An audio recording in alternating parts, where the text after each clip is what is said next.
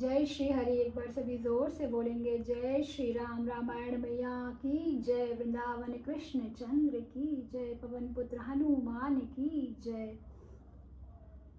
मंगल भवने अमंगल हारी, द्रवहु सुदशरथ अजर बिहारी।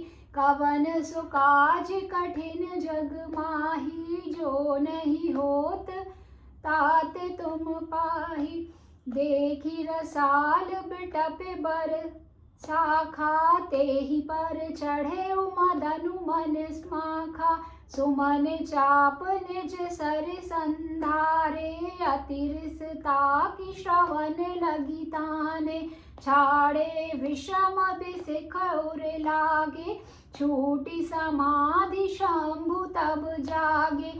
भयउ ईश मन शोभु विशेषी, नयन उघाड़ी सकल दिशि देखी। सौरभ पल्लव मदनु बिलोका, भयउ कोप कंपे उतरे लोका। तब सेवती सर नयने उघारा, चितवते काम भयउ जरी छारा। हाहाकार भयउ जग भारी, डर पे सुर भय असुर सुखारी। समुझी काम सुख सोचहि भोगी, भय कंटक साधक जोगी। जोगी अकंटक भय पति, गति सुनत रति मूर्छित भई। रोदति बदति बहु भांति करुणा, करति शंकर पहि गई।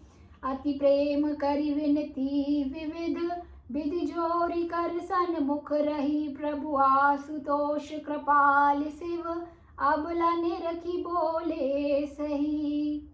अब ते रति तव नाथ कर, होहि नामु अनंगु। बिनु वपु व्यापहि सबहि पुनि, सुनु निज मिलन प्रसंगु। बोलो सियावर रामचंद्र की जय। जब जद बंस कृष्ण अवतारा, होई है हरन महामहि भारा। कृष्ण तनय हो ही पति तोरा, वचनु अनद अन्यथा होई न मोरा। रति गवनी सुनि शंकर बानी, कथा पर अब कहूँ पखारी। देवन समाचार सब पाए, ब्रह्मादिक बैकुंठ सिधाए। सब सुर विष्णु विरंचि समेता, गए जहाँ शिव कृपा निकेता। पृथक पृथक तिन कीनी प्रशंसा, भये प्रसन्न चंद्र अवतंसा। बोले कृपा सिंधु वृषकेतु, कहु अमर आए के ही हेतु। कह विधि तुम प्रभु अंतर जामी, तदपि भगति बस बिनवउ स्वामी। सकल सुरन के हृदय रामा, शंकर परम उछाउ सिया रामा। निज नयन देखा चहि रामा, नाथ तुम्हार बिबाहु सिया रामा। एक बार बोलो सियावर रामचंद्र की जय। आइए जानते हैं अब इसके अर्थ को। आम के वृक्ष की एक सुंदर डाली देखकर मन में क्रोध से भरा हुआ कामदेव उस पर चढ़ गया। उसने पुष्प धनुष पर अपने 5 बाण चढ़ाए और अत्यंत क्रोध से लक्ष्य की ओर ताक कर उन्हें कान तक तान लिया। कामदेव ने तीक्ष्ण 5 बाण छोड़े जो शिव जी के हृदय में लगे। तब उनकी समाधि टूट गई और वे जाग गए। ईश्वर अर्थात शिव जी के मन में बहुत क्षोभ हुआ। उन्होंने आंखें खोलकर सब ओर देखा। तब आम के पत्तों में छिपे हुए कामदेव को देखा तो उन्हें बड़ा क्रोध हुआ, जिससे तीनों लोग कांप उठे। तब शिवजी ने तीसरा नेत्र खोला। उनके देखते ही कामदेव जलकर भस्म हो गया। जगत में बड़ा हाहाकार मच गया। देवता डर गए, दैत्य सुखी हुए, भोगी लोग काम सुख को याद करके चिंता करने लगे और साधक योगी निष्कंटक हो गए। योगी निष्कंटक हो गए। कामदेव की स्त्री रति अपने पति की यह दशा सुनते ही मूर्छित हो गई। रोती चिल्लाती और भांति भांति से करुणा करती हुई वह शिव जी के पास गई। अत्यंत प्रेम के साथ अनेकों प्रकार से विनती करके हाथ जोड़कर सामने खड़ी हो गई। शीघ्र प्रसन्न होने वाले कृपालु शिव जी अबला अर्थात असहाय स्त्री को देखकर सुंदर अर्थात उसको सांत्वना देने वाले वचन बोले। हे रति, अब से तेरे स्वामी का नाम अनंग होगा।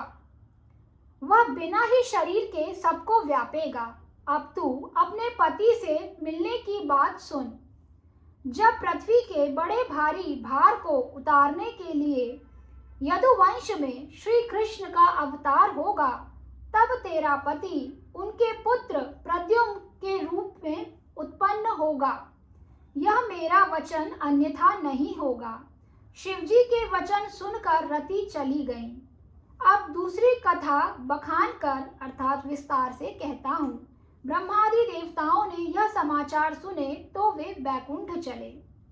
फिर वहां से विष्णु और ब्रह्मा सहित सब देवता वहां गए जहां कृपा के धाम शिवजी थे। उन सब ने शिव जी की अलग अलग स्तुति की और शशिभूषण शिव जी प्रसन्न हो गए।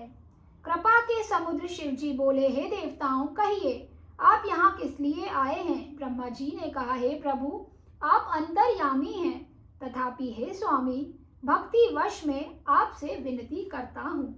हे शंकर, सब देवताओं के मन में ऐसा परम उत्साह है कि हे नाथ, वे अपनी आंखों से आपका विवाह देखना चाहते हैं। एक बार बोलो, रामायण मैया की जय, वृंदावन कृष्ण चंद्र की जय, पवन पुत्र हनुमान की जय, नमः पार्वती पते हर हर महादेव।